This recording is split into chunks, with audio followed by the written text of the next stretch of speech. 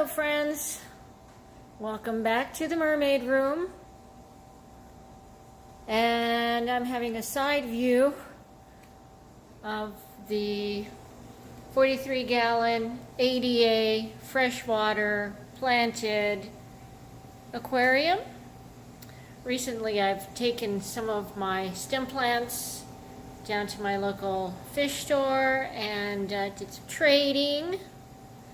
So I thinned out some, but still have plenty. Also, this water is very murky, really, really dirty. Time for a water change, but it's so hard to keep up with this tank. By the way, the fish food that all the fish in the freshwater, here's the food that I'm feeding, but they really love this stuff here. It's like a pellet. It's more of a, what do you call these? Wafer. A wafer. I break it in half, stick it to the glass in here, and everybody goes crazy. So, yes, freshwater fish really like this brand. Also, the Hikari micro pellets. Hikari. So, yeah, that's for my freshwater fish. And in the tank, I can't remember the name of those little red fish, and I've got endlers, females and males, constantly got new babies. They're live bearers, so I've got a lot of really nice areas for the babies to grow up, and usually there's a few out here swimming. So here's a peek at some new baby endlers. Not what most people come to my channel to see. They really want to see this Red Sea Reefer 525XL. We'll see if I can get to an area where the light is not reflecting off the glass. But I've had some new fish I brought in. A lemon peel, a couple of flasher wrasse, beautiful fish. A little algae eater, a little blenny. And let's see if I can not scare. The most skittish new fish that I have here is a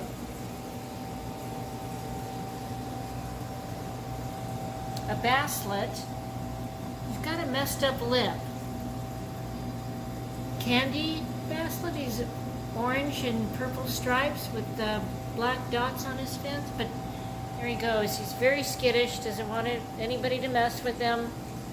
But those are the type of fish that I would like to see. Maybe a couple more smaller sized fish. There's also a spectacular dotty back over here. This is oh, come on, come back out. Splendid dotty back in there. Such a pretty fish. So I I wanted this fish tank to have smaller fish. The largest fish in here, the copper band butterfly, and it's working to my specs right now. Everything's working out well. As you can see, the corals on the back wall are starting to, kind of grow out away from the wall. And that will be my top layer. I just added a purple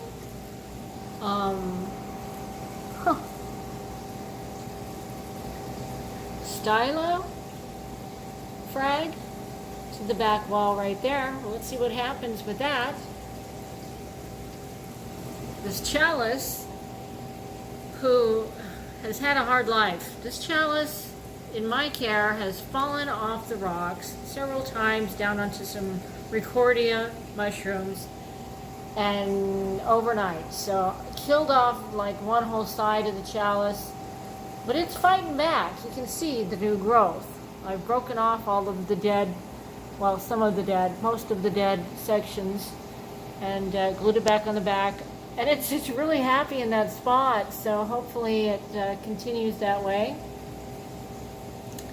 Let's see. everything is growing really well. I've taken frags down to the local fish store and just trying to keep everything in check here. And everything is doing really super well. I love looking at everyone's tanks where you have that pristine, white, clean sand, and I have this old sand that has shells of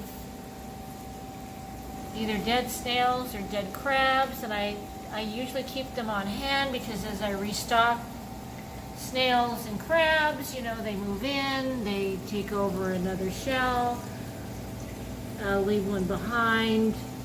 It's just a constant cycle, and so I have this kind of nasty display of yucky teeny rock pieces and shells. It's not really super attractive sand. So if I was to walk around the beach on this sand, I'd be very unhappy walking on those shells, little tiny shells and sharp rocks. But I just thought I would let you know that in the past I have put new sand on top, and fine sand gets siphoned out because I do a lot of siphoning the sand when I do my water changes. I siphon sand. That's what I do. So a lot of that finer sand gets pulled out, and over the years, usually I buy a small bag, and cup by cup I add a few cups of new live sand in here, and it'll look great for a few months until it seems that all of the crawlies I have end up uncovering the shells, and they end up back on top of the sand again anyway. So there you go. Trying to kind of give an overall view with a few close-ups. Here's a coral that I'd like to frag a little bit. There's some crazy arms that's grown out. I'm sure someone would like to have a couple pieces of that. Otherwise, yeah, I got really the fish. It's been my latest thing. I almost lost this Cyphastria. I think it may have been a high swing of my doser.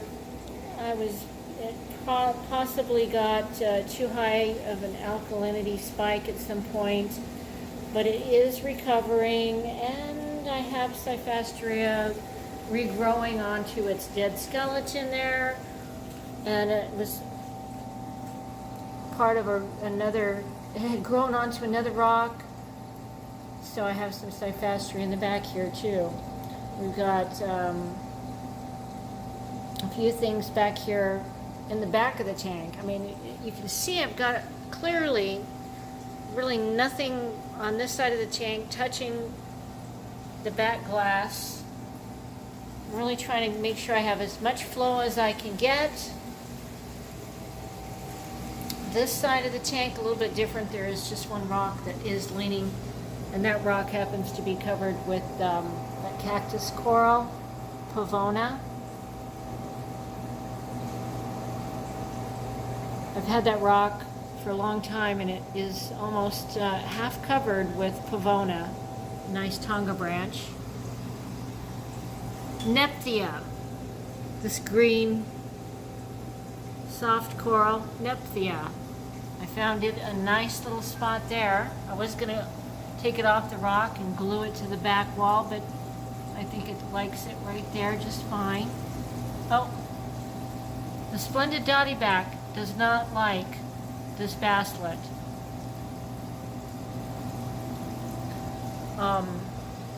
The light on this tank looks a little different because I have,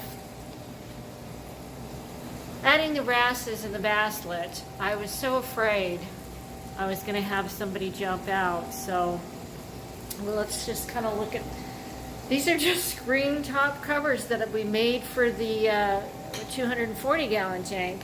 And from a distance, I only have the gap in the center. I just do not want to lose a wrasse. So right now, the 240-gallon tank does not have a cover. So I'm a little bit nervous.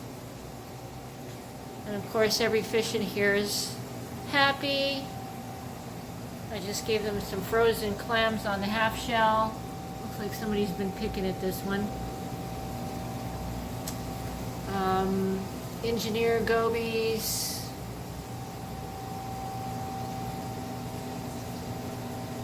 So you have 6 green chromas. There's so many fish in here. It's just so active and so much fun to watch. I usually watch this aquarium from the far side of the room just because when they think you're not looking, it's the most fun to watch because they're totally in their element doing their thing. And see, I've got a lemon peel over here too. I just love that beautiful blue eyeshadow that they have.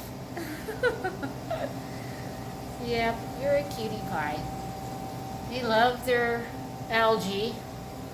I have found that if I don't keep something in this clip, my lemon peel gets bummed out. Insisting on fresh greens or red. They really love the red algae, green and brown. Whatever I have, I usually probably put a mix on there so everybody gets some. My blue spot puffer. He's a cutie pie. This is the smaller of the 2 long spiny urchins that I have in here because I've had algae issues in here in the past, and currently I can't find anything wood to knock on, but I don't have any algae issues in this aquarium right now. So everybody's doing what they're supposed to do.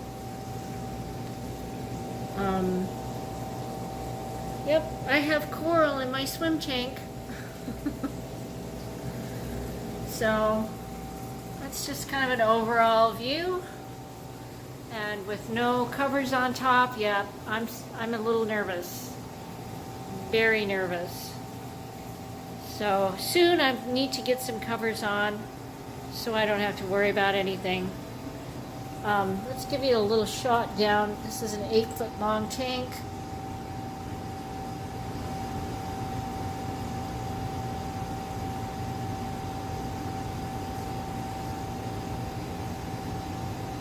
And that's it. We've gone into almost 13 minutes. Way too long. So I want to thank you for stopping by, checking out the Mermaid Room. I try to put up a video at least twice a month, if not more. So if you want to come see me again, please subscribe. Greatly thank you for stopping by today. Have a great day.